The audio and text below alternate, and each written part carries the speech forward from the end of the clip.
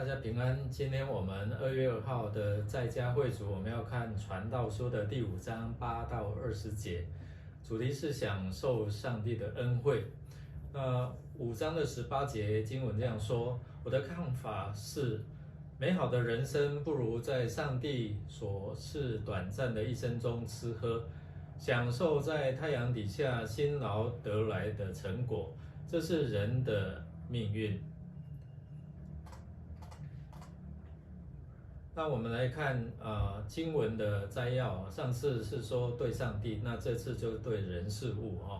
那如何得着喜乐满足的人生？第一个对人就是要待人公平公义。那对物呢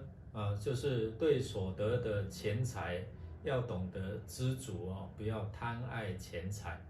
那对事呢就是不要为风来劳碌因为财主来积存这些的钱财，自己可能反而成为这些财的奴。那对己呢我们就是要享受上帝所赐给我们自己的那一个福分。那上帝赐给个人一份，那使他一生的日子可以吃喝。所以上帝的恩赐就是让个人可以享用个人所劳碌得来的这一些的祝福。好，那我们看经文如何应用在我们生活当中。作者就从宗教信仰转到我们的民间社会方面他强调有3点的这样的一个虚空内容。第一个就是穷人他们受欺压。那这里描述官长来欺压穷人。所罗门王那时候把全国分为12个行政区，那各区就会派长官来管辖。那这一些的官长就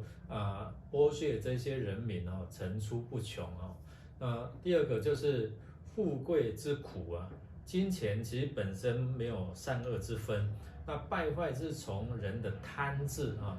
贪念这样来开始那财主他的产业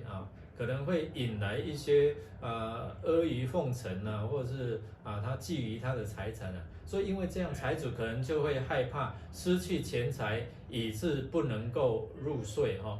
那第3个，我们看到守财之患。那作者来见到日光之下有一个大的祸患，就是财主他所积聚的货财，因为遇到这些祸患，结果后来就成为一无所有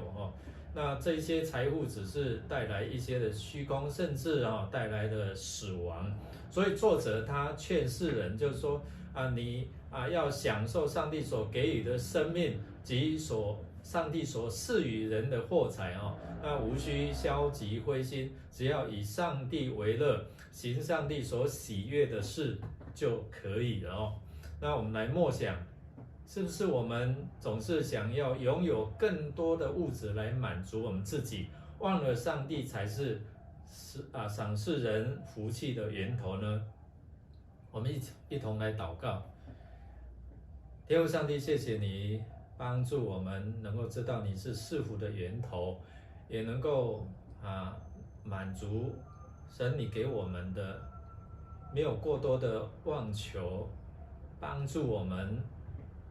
每一天就是保守我们的心胜过保守一切，让我们知足常乐。祷告靠耶稣基督得胜的名求，阿们。祝福我们有美好的一天。